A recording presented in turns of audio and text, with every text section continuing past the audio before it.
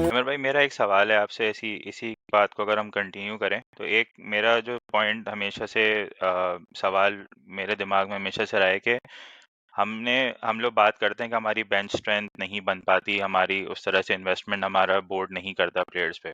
मगर सवाल ये है कि अगर आपके प्लेयर्स 3-3 4-4 महीने 5-5 महीने नेशनल ड्यूटी पर होते हैं, राइट, और उसी के ऑन द साइड नोट वो डोमेस्टिक भी चल रही है आपकी, राइट, तो जो लोग नेशनल ड्यूटी पर हैं वो डोमेस्टिक नहीं खेल पा रहे, तो वो फिर उनके लिए क्या ऐसा उनके लिए क्या अपॉर्चुनिटीज होनी चाहिए जो कि जब वो नेशनल ड्यूटी पे ना हो तो वो डोमेस्टिक में खेल सकें। फॉर एग्जांपल, हमने अभी हारिस रऊफ की बहुत बातें हुई, हमने बहुत सुना कि जी उन्होंने सेंट्रली कॉन्ट्रैक्टेड प्लेयर थे, उन्होंने नहीं नेशनल ड्यूटी को प्रेफरेंस दी और T20 खेलने चले गए। बट द पॉइंट इज कि आप उनको टेस्ट में कंसिडर कर रहे हैं और वो 3 महीने नेशनल ड्यूटी पे थे, वाइट बॉल में वो एशिया कप खेले, वर्ल्ड कप खेले, सारी चीज़ें खेले। बाय द टाइम जब वो वापस आए, आपकी रीजनल क्रिकेट ख़त्म हो गई थी, आपकी डिपार्टमेंटल क्रिकेट शुरू होने वाली थी।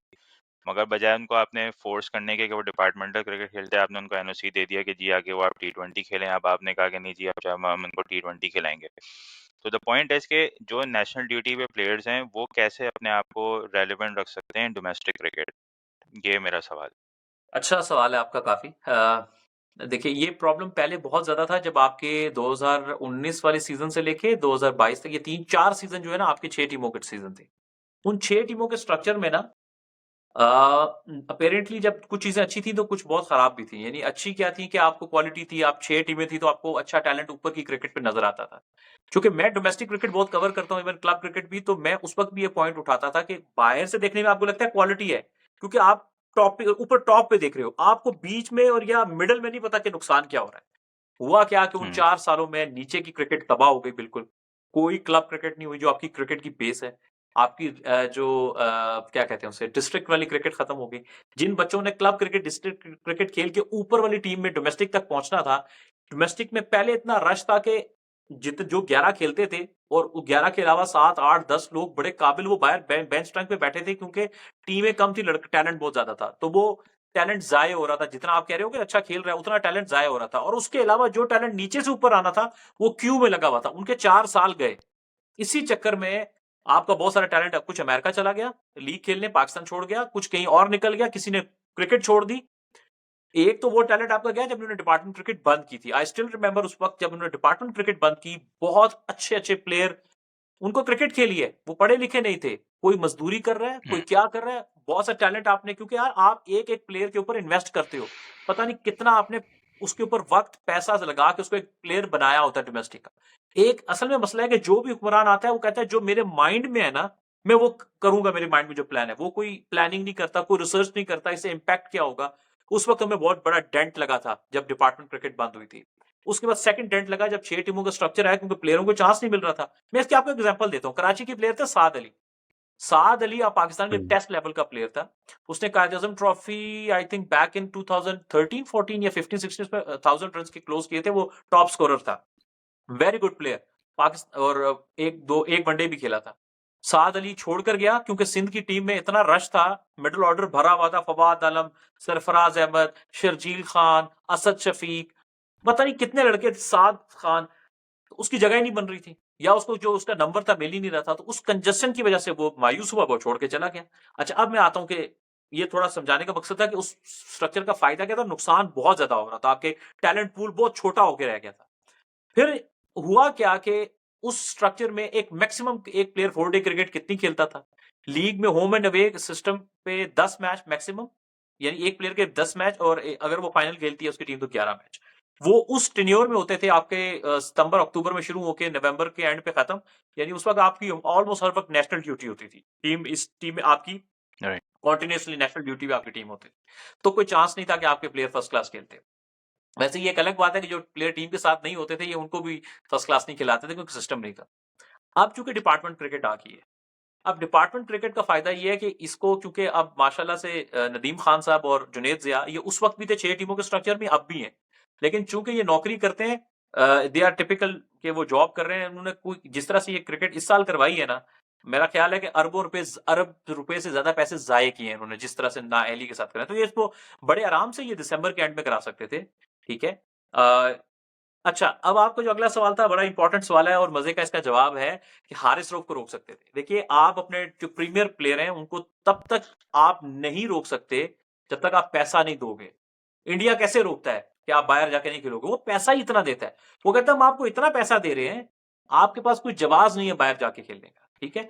हमारे पास इंडिया जितना पैसा नहीं है, लेकिन हम उनके अगर हाफ भी दे दें, आप अपने जो प्रीमियर प्लेयर हैं टीम के, इनको टेस्ट मैच के करीब करीब पैसे दें।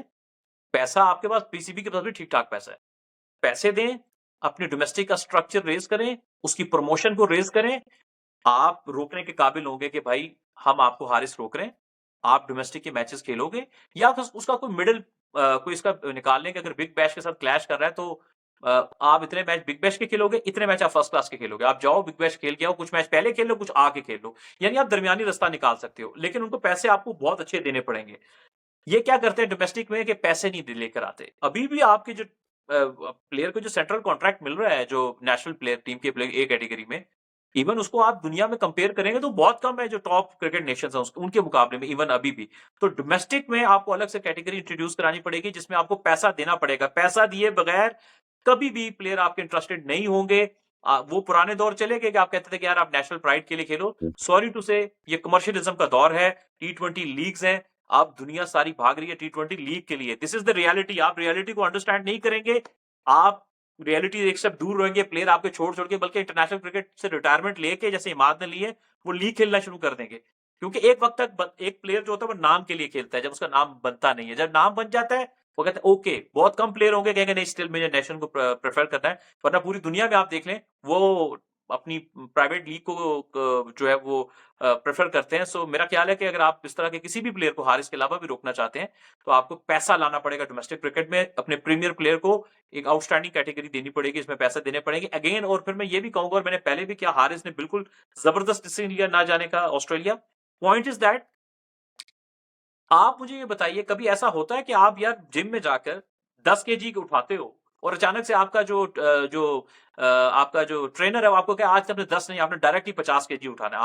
आप 50 केजी डायरेक्ट उठाओगे तो आपकी बॉडी जो है वो ब्रेक डाउन कर जाएगी। इसी तरह से एक 4 ओवर करने वाला बॉलर जो कि 50 ओवर में भी स्ट्रगल कर रहा है, ठीक है, वो 4 ओवर के हिसाब से उसकी बॉडी बनी हुई है, उसकी मसल मेमोरी डेवलप हुई हुई है, उसकी बॉडी का बिल्ड बना हुआ है।